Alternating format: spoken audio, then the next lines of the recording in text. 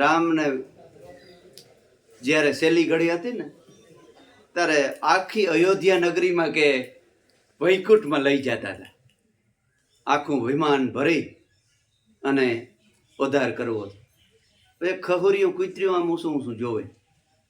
લક્ષ્મણજી રામને કે ભાઈ આ કઈનું ઊંસું ઊંસું જોવે છે કે લઈ લઉં?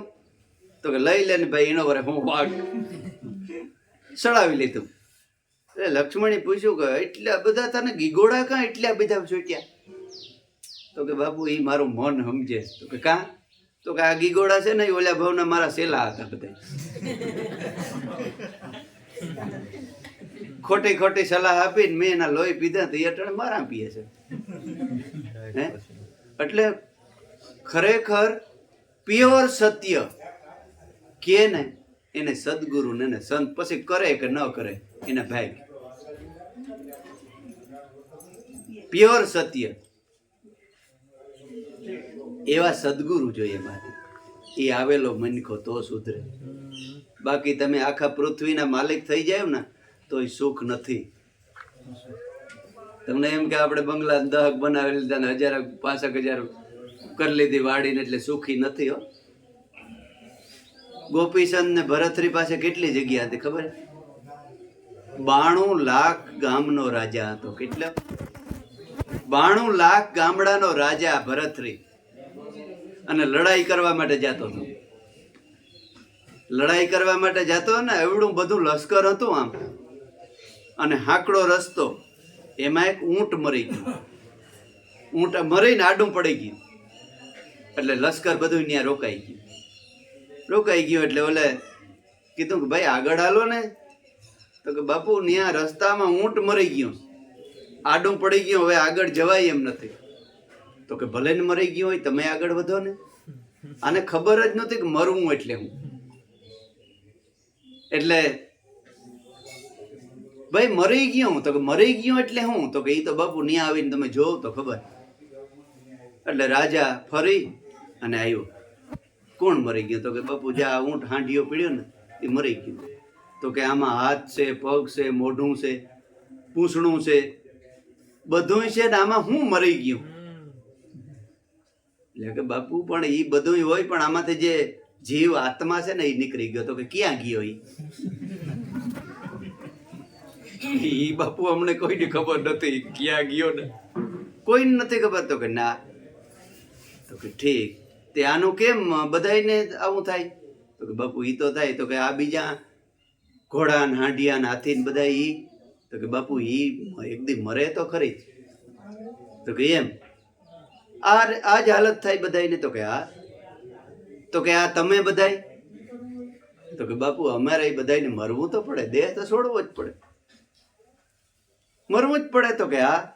તો બાપુ કે પછી હું મારું? બાપુ કે તમે 100 વર્ષ ના થાવ પણ શરીર તો તમારે છોડવું પડે. ઓહો, મરવું પડે? આવી હાલત? તો આ હું માગે? એ કરે ન્યાથી ઠેક મારી નીકળી ગયો.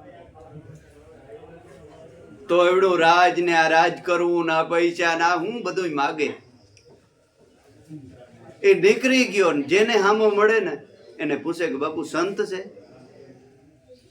આનો પોશાક ને હાથમાં તલવાર, 8 ફૂટની તલવાર જોઈને કહે કે બાપુ હું સંત નથી. જો કહે કે હા હું સંત છે તો કહે કે ભગવાન બતાય, કહે કે નથી તો તલવારથી પૂરું. એમ કરતા કરતા ગોરખજતીની ખબર પડી. એટલે ગોરખજતી એક પીપરાના વૃક્ષ નીચે બેહી ગયા. ત્યાંથી આ રાજા નીકળ્યો કે આ કોઈ સાધુ બેઠા લાગે. આજીજી કરી, બાપુ ઉઠો, મારો જવાબ આપો. બાપુ તમે સંત છે? ભાઈ હું કોઈને કહેવા નથી ગયો મને સંત કયો. ગોરખજતી જગત કહેતા હોય તો ભલે કહેતા હોય, પણ તારે શું જોઈએ છે? તો કે માણસને મરવું પડે તો એ જીવ ક્યાં જાય છે? તો કે ઈ રાજા તારે જાણવું હોય ને તો સદગુરુ સંતના શરણમાં રહેવું પડે. તો કે આખી જિંદગી રહેવા કબૂલ છે, ભગવા પહેરવા પડે. આ પરીક્ષા કરે છે ગોરખ કે આ બધામાં હાસો છે ને, બધાનો ત્યાગ કરવો પડે. તો કે ત્યાગ કરવા તૈયાર છે. પણ જટ મને આ બતાવો. ત્યારે ગોરખ જતી ન્યાને ભજનને વાણીમાં કહે છે. શું કહે છે? હરદમ હરદમ હીરા પરખ લે, એ સમજ પકડ મન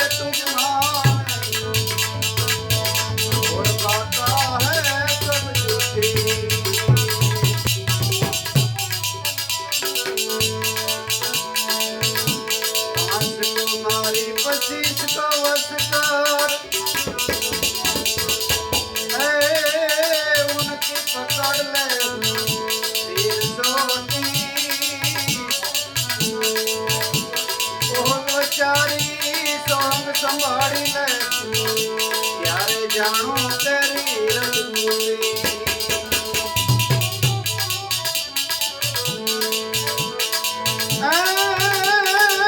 પાછી તો મારીને પછી તો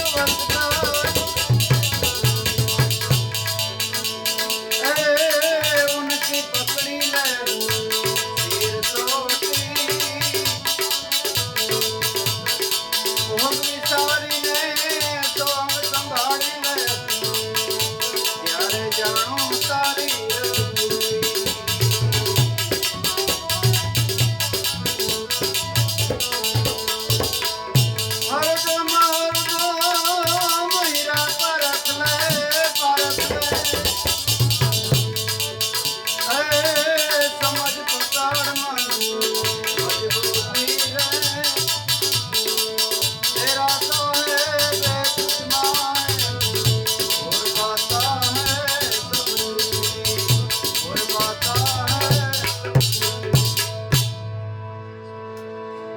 ગોરખ જતી કહે છે કે રાજા ખરેખર તો રાજા જ નથી. 92 લાખ ગામ તો ઠીક, પણ આખી ધરતીનો રાજા તું બની જા ને તોય રાજા નથી. હાસું રાજા પદ છે ને એ ઈશ્વરનું નામ છે. મુખથી કહું તો કોઈ ન માને, સે સભી નામ કા સાજા. સંતો નામ શબ્દ નામ રાજા. આ નામ છે ને એ રાજા છે, એને ઉપર કોઈ રાજા જ નથી. બાકી બધાને ઉપર હોય જ, કોઈ નહીં કોઈ. બાકી આત્માનું રાજ મળી જાય ને એને ઉપર કોઈ રાજા જ નહીં. એને ઓળખવા માટે ક્યાંથી આવ્યો, ક્યાં જવું છે, એને ઓળખવો હોય ને તો હરદમ હરદમ હીરા પારખ લે. હરદમ એટલે શ્વાસે શ્વાસે સ્મરણ કરી લે. હરદમ હરદમ હીરા પારખ લે, સમજ પકડ લે નિજ બૂટી. તેરા સાહેબ હે તુજ માહે ઓર બાતા સતજૂઠી. માટે રાજા હાસુ રાજા પદ ઓળખી લે ત્યારે ગોરખ જતીને શરણે થાય છે અને પોતાના આત્માને ઓળખાણ કરે છે. ઈ રાજા પદ હાસુ. એટલે ઈ રાજા પદ તમને બધાને મળ્યું છે. આજે વરસાદ જેવું છે તો બધા ભાઈઓ બહેનોને સાથે પહેલાંથી આવ્યા હોય તો આપણે કલાક એક પહેલું બંધ કરીએ. ભગવાન હાજર નરવાર નહીં તો હવે આવતી પૂનમ પર બધા ભેગા થાય એટલે વરસાદ પાણીનું કોઈ હેરાન ન થાય. શાંતિથી જવું, શાંતિથી આવું, ભગવાનને ધાર્યું એ થાય. બરાબર ને? તો આપણે છેલ્લી એક આરતી બોલી લઈએ પછી આપણે રજા.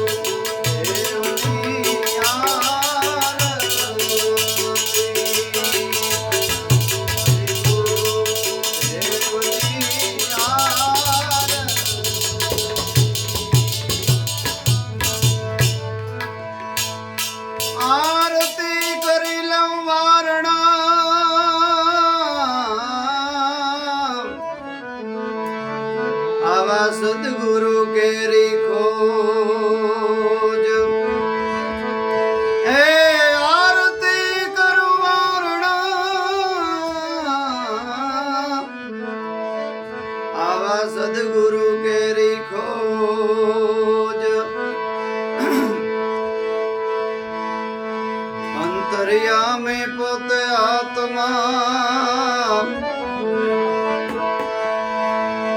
એ વાલો મારો વિલ સારે પોતાની હે મોજ હરિ ગુરુ દેવની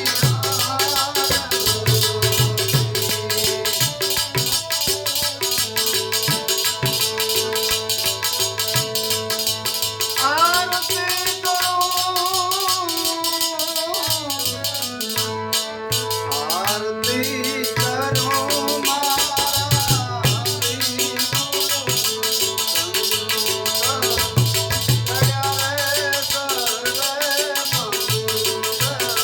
હરિ ગુરુ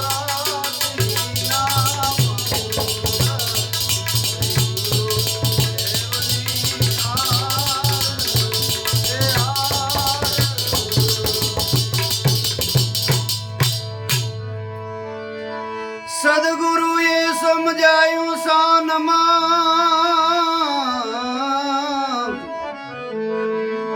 અમને સમજાવી સઘળી રીત એ સદગુરુએ સમજાયું શાનમાં અને સમજાવી સઘળી રીત જાગ્રત સપન સુસુપતિ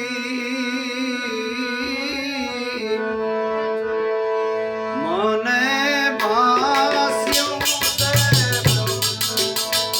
આકાર હરિ ગુરુ દેવની આરતી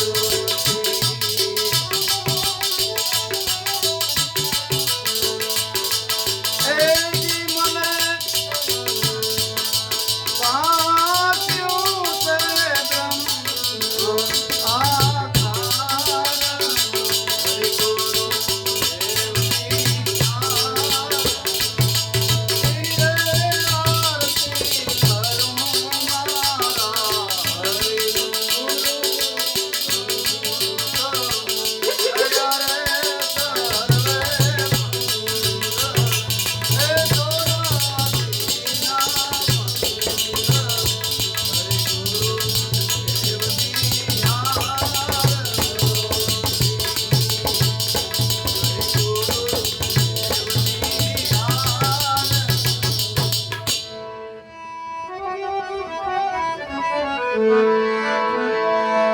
મન ભાવે ગુરુએ મેર કરી અમને સુખ આપ્યા પાર એ મન ભાવે ગુરુએ મેર કરી સુખ આપ્યા છે અપાર અંત સક્ષુ મારી ઉઘડી ભાઈ હું તો પામી તો પદ નિર્વાણ હરિ ગુરુ દેવની આરતી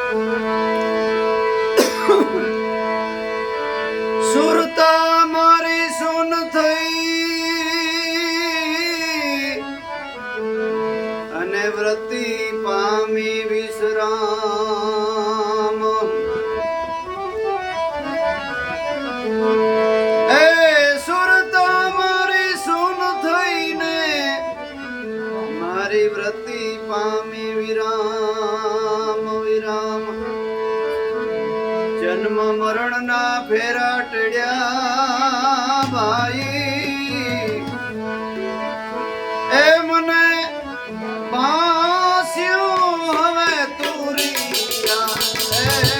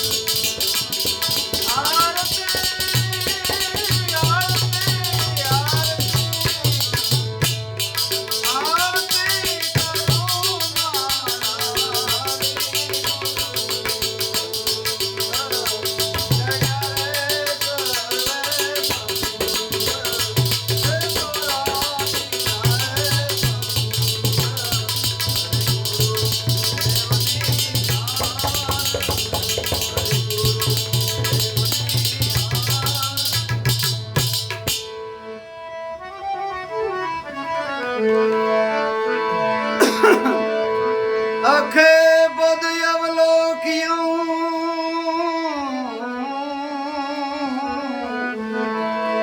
આવા કોઈ સદગુરુને ખોજ એ અખે પદ અવલોક્યું સદગુરુ કેરી ખોજ અંતર્યામી વાલો આત્મા ભાઈ વાલો